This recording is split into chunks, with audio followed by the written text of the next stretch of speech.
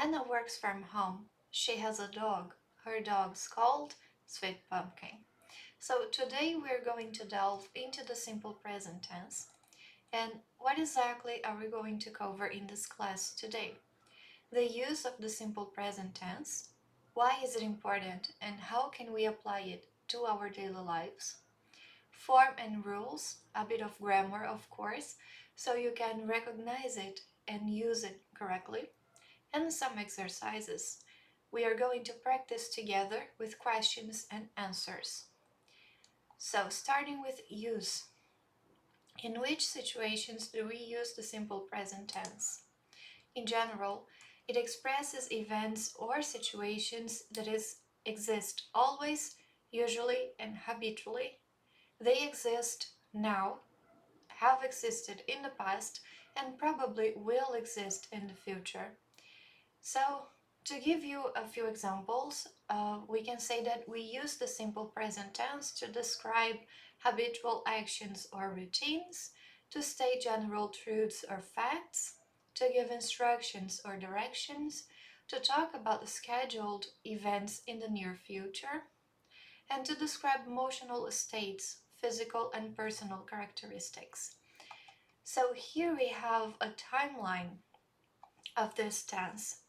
And in the example, Anna studies every day, we can see that this action already happened in the past, it happens now, and it will in the future as well. So this is a routine. This is something that is generally true about her. Let's take a look at a few more examples, shall we? I usually arrive at the office by 9 a.m. This is a routine action. The company provides health insurance to all employees. This is a general fact. First, you open the file, then you review the data. These are instructions. The meeting starts at 3 p.m. This is a future scheduled event. They don't seem to be very comfortable. This is an emotional state. So, what about form and rules? Let's start with this general chart. This is just a first view because we are going to see again here in a more complete way. So this is like the chart of this tense. So in affirmative sentence, we have this example. You like chocolate, he likes chocolate. Then for negative sentence, you don't like chocolate, he doesn't like chocolate. And for questions, do you like chocolate? Does he like chocolate? So let's take a look at each one of these cases and what it means. So what is the general grammar rule for affirmative sentences? We use the base form of the verb except for the third person singular, which is he or she or it. So the base form of the verb is the verb without to. And the third person singular, in this case we need to add s or es at the end of the verb. So the first person singular is I, so I work. The second person, you work. The third person, he, she, it, so he works, she works, it works. And in the plural, we have again the first person, but in the plural form. So we work. Second person is you work. And the third person in the plural form is they work. So you see that the second person in the plural and the second person in the singular, they are the same. So the context will tell you if it is about one person or more than one person. Now, there are two irregular verbs in the simple present tense, and we need to pay some attention to this because have, the verb to have, becomes has, not halves. So Fred has a lot of friends. He has a lot of friends. And the verb to be completely changes in this tense. So in the simple tense, in the simple present tense, we are going to have three forms of the verb to be. It can be am, is, or are. This will be better explained in another video. So just for you to know that the verb to be has three forms in the simple present tense, and it is the only verb that has this kind of thing this kind of thing happening to it. Okay, now let's understand the addition of s and es to affirmative sentences. Again, for the third person singular, he, she, it, we need to add s. This is the general rule. But sometimes the ending of the verb calls for an E to this S. So it will be easier to speak. Let's see each case. So for most verbs, we only add S. To run becomes runs. My dad runs every morning. To read, reads. Pam reads sci-fi books before sleeping. To know, knows. Richard knows a lot about math and philosophy. To speak, speaks. She speaks Spanish and English. You know, sometimes we can say he, but it can also be like my dad. Sometimes we say she, but it can be a name like Pam or Richard for he. So what is important to understand and is that if this name can be exchanged to he, she, or it. Okay. Now verbs ending in a vowel plus y. In this case, we only add s. So to play, plays. Nothing changes, just add an s at the end of the verb. So to play, plays. Her son plays guitar. To enjoy, enjoys. Sabrina enjoys going to the beach. To say, says. Now, it is not says. We usually say says, okay? To say, says. Tom says a lot of wise things. And to buy, buys. My mom buys flowers once a week.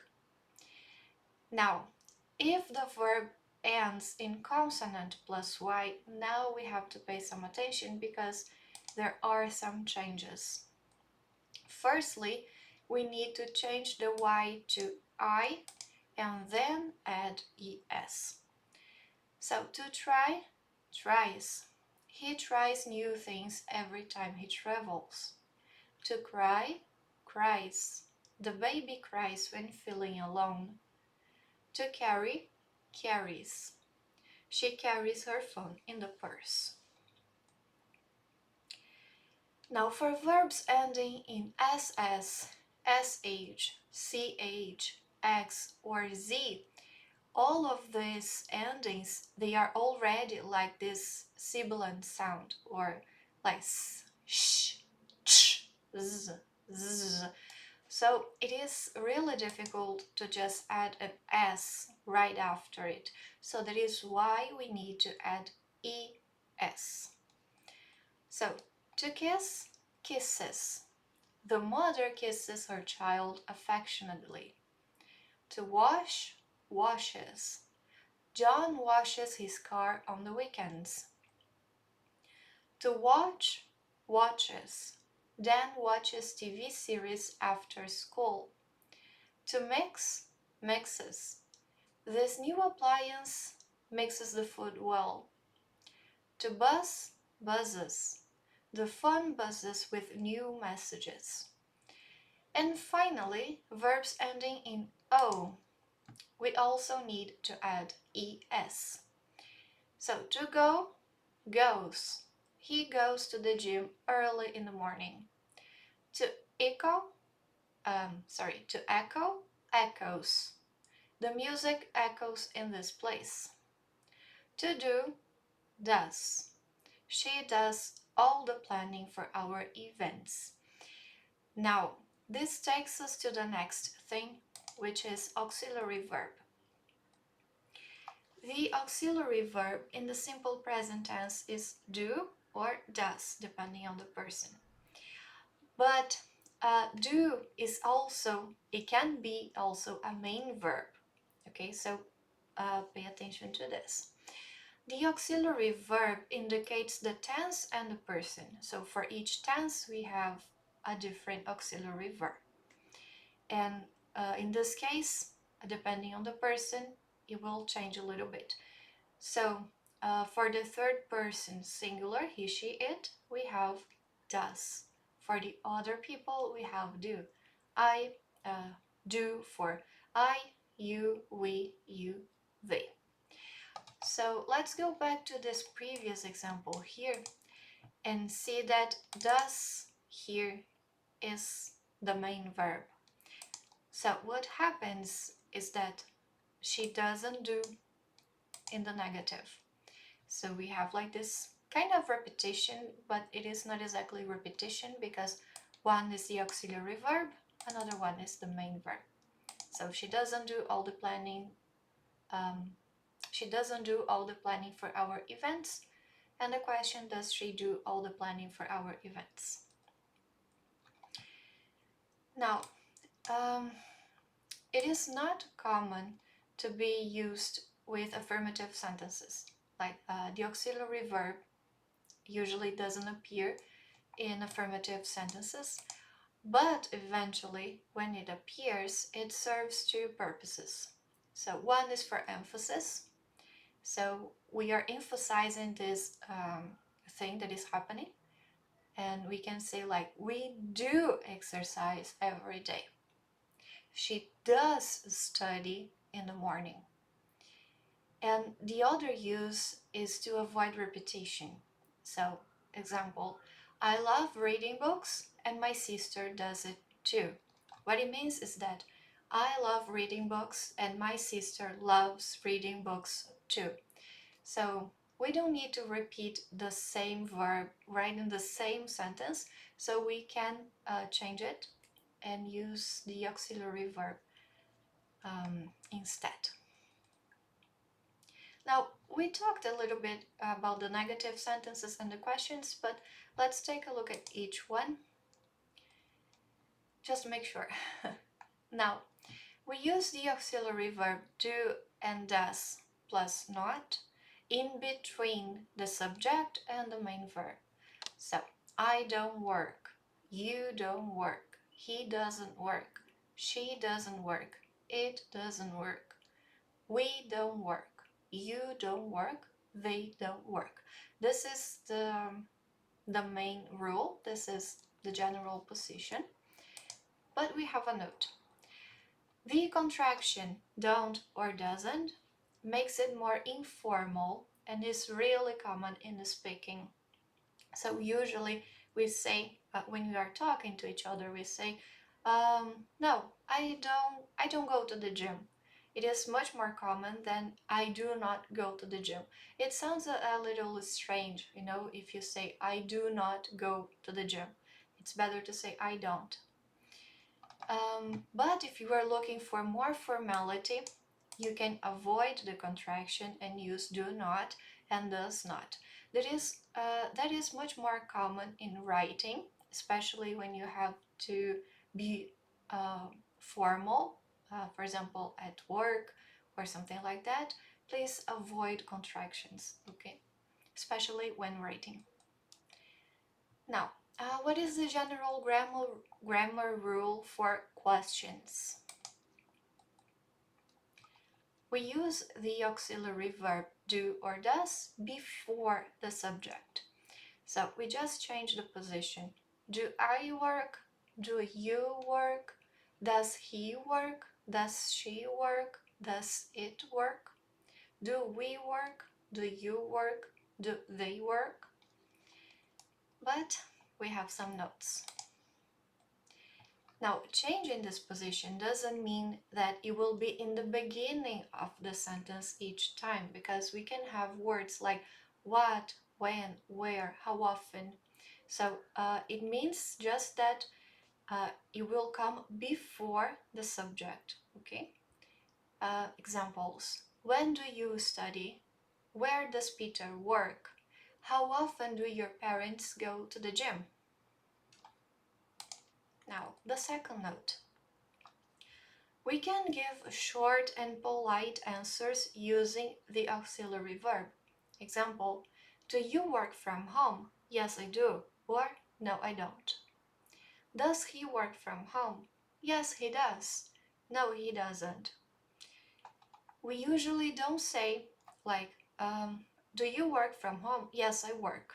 This is not correct to use the main verb. We use the auxiliary verb instead, okay? So for short and polite answers, just like this. Yes, I do. No, I don't. Yes, they do. No, they don't. Okay. Now the third note. It is also possible to ask negative questions.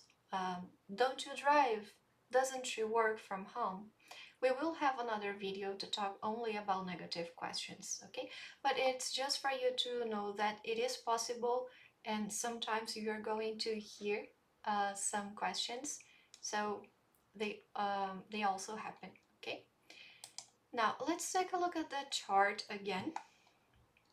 So we can see that we have two possibilities. Like the exception is for the third person plural. All the others, they follow the same structure. So you like chocolate, he likes chocolate. You don't like chocolate, he doesn't like chocolate. Now here, if you want to take notes, position of auxiliary verb, subject, do or does, plus not, and then the main verb. In questions, we can have positive questions or negative questions. Do you like chocolate? Don't you like chocolate? Does he like chocolate? Doesn't he like chocolate? And in this case, the auxiliary verb comes before the subject. So do or does plus or not. Not, subject, and the main verb. And here, we usually do not use auxiliary verbs with affirmative sentences except for emphasis or when we want to avoid repetition. Okay. Now, let's do some exercises, shall we? You can pause the video now if you want to try this first, but I'm going to do this with you right now. Rewrite the following sentences to change the subject to third person singular and adjust the verb form accordingly. So, I eat lunch at noon. We can say, he eats lunch at noon. They visit their friends on weekends. She visits her friends on weekends. If it will be he visits his friends on weekends. We take the train to work. He takes the train to work. You write reports every day. She writes reports every day. And I study French at school. He studies French at school. Please note that we need to add the S at the end here. And in this case of study, it is consonant and Y, so we need to make this change here. Now exercise number 2. Pause the video if you want to try first. the exercise is correct the mistakes.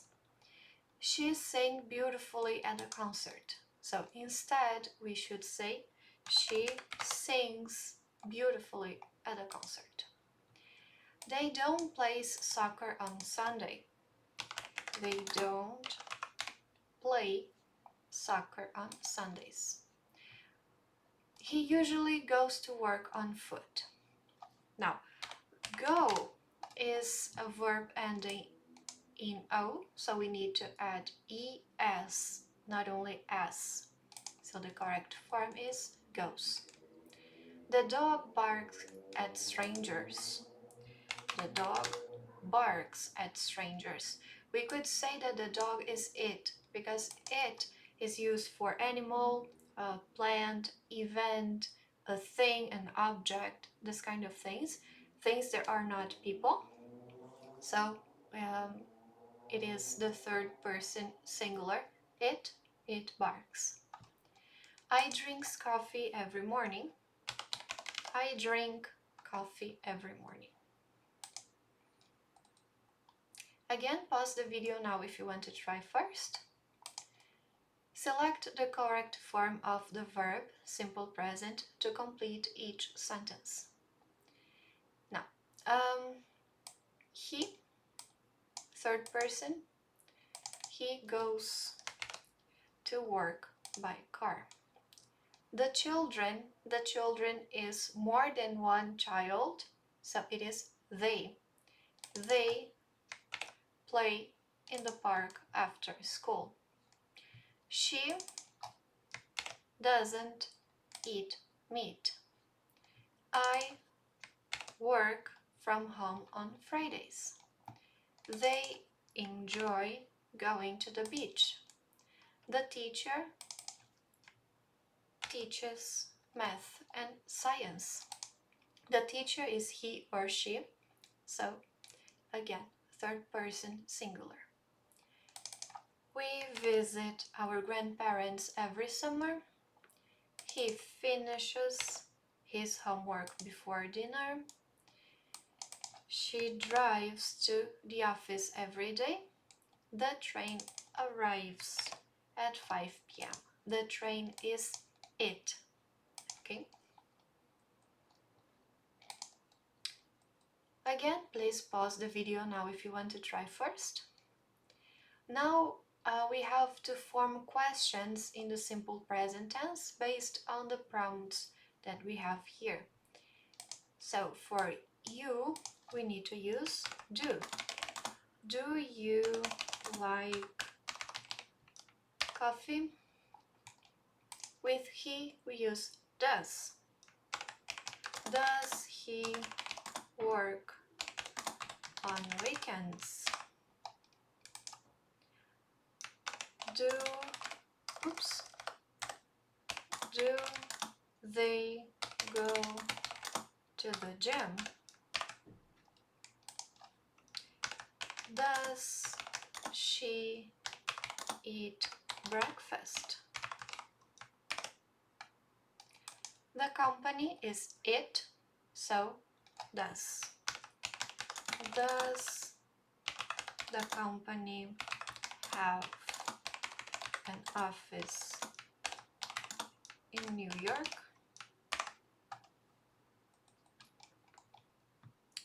Now, as we have the auxiliary verb, the main verb keeps the base form.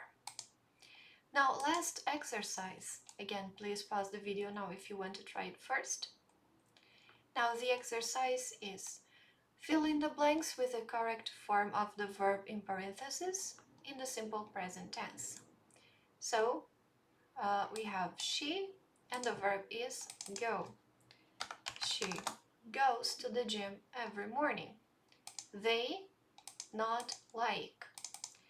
So, they don't like spicy food. He